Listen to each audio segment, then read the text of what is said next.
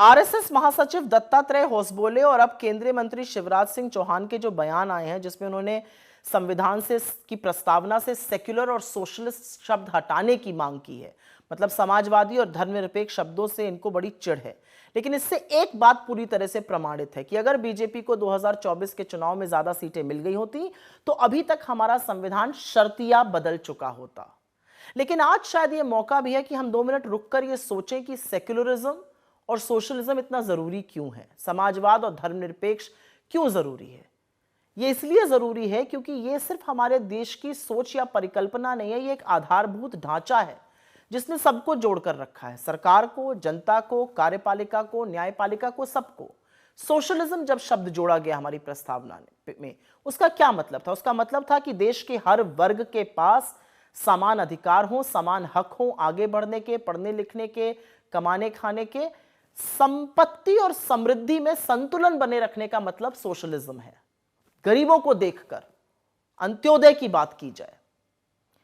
और सेक्युलरिज्म से ज्यादा खूबसूरत और क्या हो सकता है कि स्टेट की कोई रिलीजन नहीं होगी, मतलब सरल भाषा में कोई भी नीति धर्म पर आधारित नहीं होगी।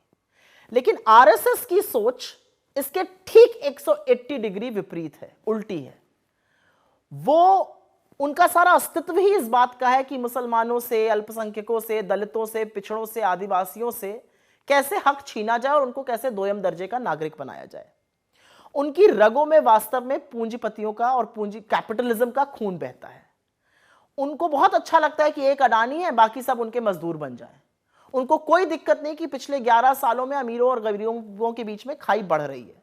उनको कोई दिक्कत नहीं है कि 1% लोग 50% संपत्ति के मालिक हैं। उनको इन सब चीजों से एक्चुअली कोई फर्क नहीं पड़ता है। और इसीलिए उनको यह भी फर्क नहीं पड़ता है कि नीति निर्माण 1-2 लोगों के लिए हो और बाकी 85 करोड़ लोग 5 किलो राशन की जद्दोजहद में लगे रहें। इनके लिए असल में सबसे बड़े खलनायक तो बाबा साहब अंबेडकर हैं, जिनके संविधान ने इस देश के दलितों को, पिछड़ों को, आदिवासियों को, महिलाओं को, अल्पसंख्यकों को यह हक दिया कि वो अपना हक बराबरी से मांग सकें, सम्मानपूर्वक जी सकें। ये उनके संविधान से तब भी चिढ़ते थे, तब कहते थे मनुस्मृति पर आधारित होना चाहिए। 1949 से ये प्रतियां जला रहे थे और आज भी सेक्युलरिज्म, सोशलिज्म के नाम सुनकर इनके सीने पर सांप लौटता है। असल में नरेंद्र मोदी जी बात बात पर संविधान तो उनको माथे पे लगाना पड़ता है, लेकिन रह रहकर जो दिल की बात है वो भी जुबान पे आ जाती है, क्योंकि इनके दिल में दलित, पिछड़े, आदिवासी, अल्पसंख्यक, महिलाएं मजदूरों की तरह काम करें और ये राजा की तरह राज करें। यही आरएसएस और बीजेपी की असली सोच है।